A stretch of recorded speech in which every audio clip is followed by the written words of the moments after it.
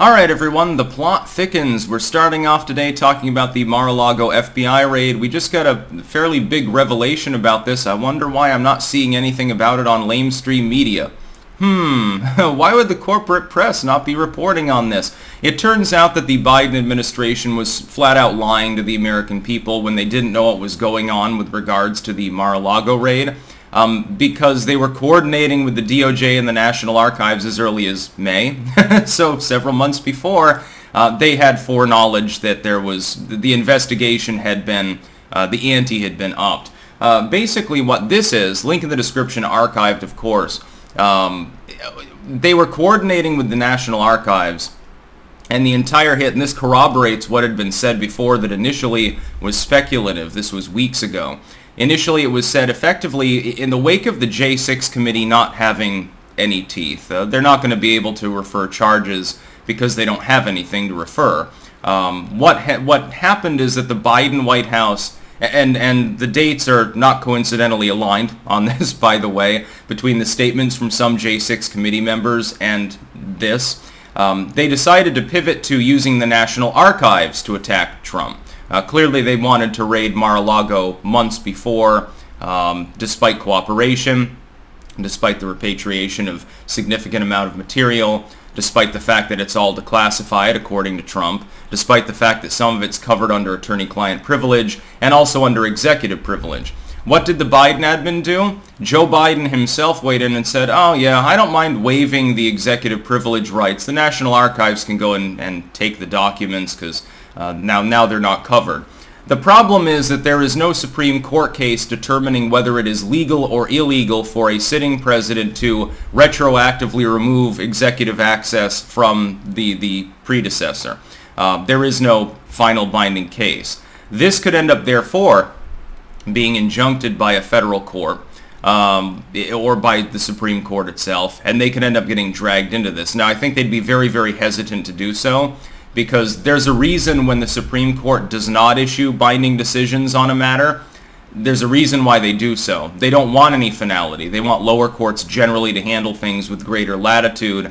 That's the way a proper judiciary works. The Supreme Court's only supposed to get involved if it's something that is really high up there. There's a really compelling reason. It's of national security interest. It's something that the public is very, very divided and wants closure on. It's an egregious violation of some constitutional right. Then SCOTUS typically gets involved. This might actually trigger a situation where a Supreme Court, on which 3 justices were appointed by Donald Trump, is overseeing whether it's legal for Joe Biden to have done this.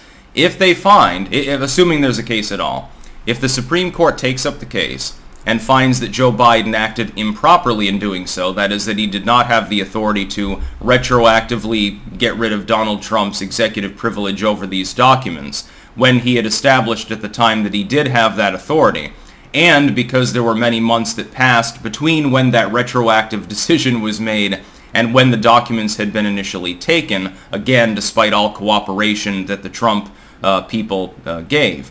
You could have a constitutional crisis. What did Joe Biden just do? He violated the constitutional rights of Donald Trump.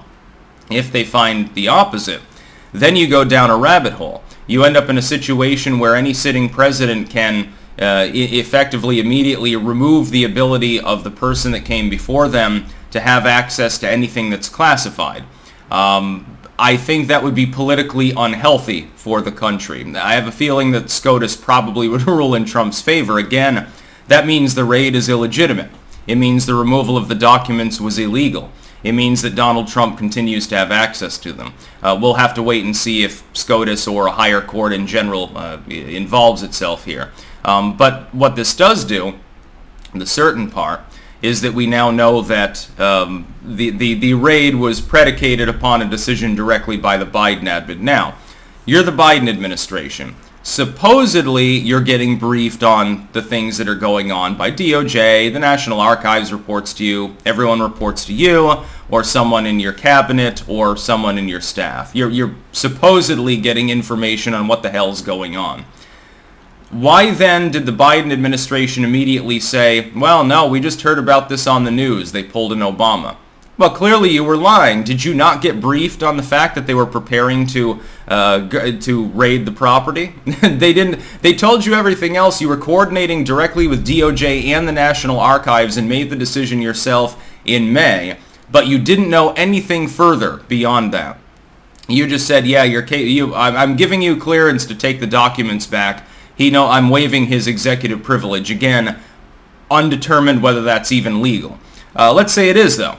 You didn't tell Trump, apparently, because otherwise those documents presumably would have been returned. I would say that's a violation of his particular civil rights.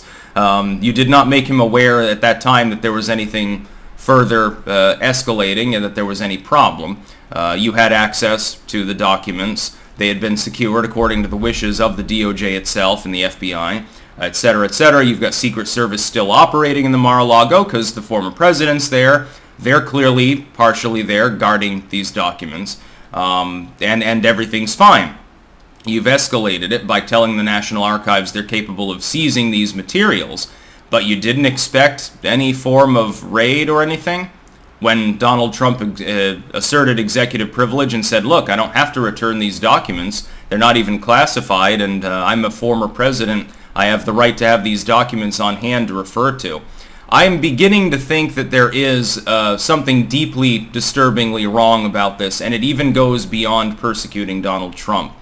That is, I'm thinking that there may have been documents there, and I know that this is generally labeled a conspiracy theory. A lot of it is spooky woo. I'm beginning to think there may well have been materials there that have nothing to do with nuclear secrets, classified material that simply shouldn't be there because the archives is claiming it. I'm beginning to think that there may actually have been incriminating material related to some major criminal case that Donald Trump happened to have on other people, and they're worried that it would be released, it would be pertinent to a potential civil case, it would be pertinent to something that was going on that Trump was engineering. I can't think of any other reason that this bizarre timeline would play out.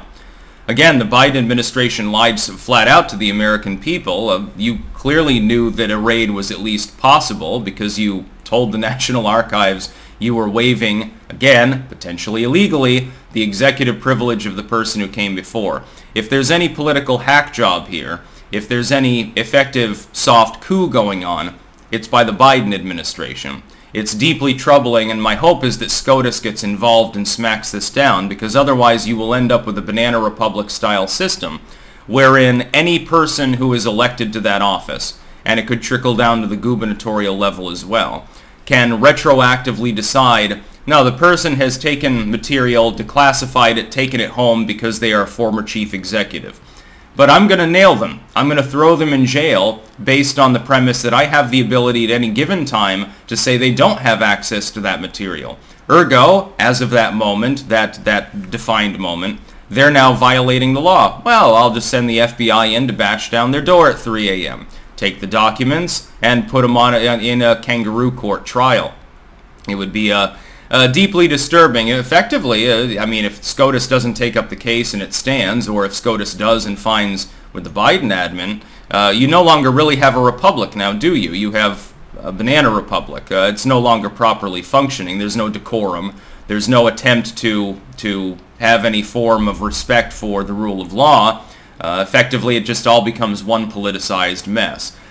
My hope is that that doesn't happen. We'll have to wait and see, I suppose. Trump is launching a multi-pronged legal attack on the Biden administration and the DOJ right now, and we'll have to see how this plays out. But it is concerning. Just to be clear, this is when I'm capable of getting concerned about something, I tend to be pretty easygoing. This is a no black pill zone, and I'm not going to black pill you on this, but God, that decision would be a cancer on the republic. That's about all. Peace out.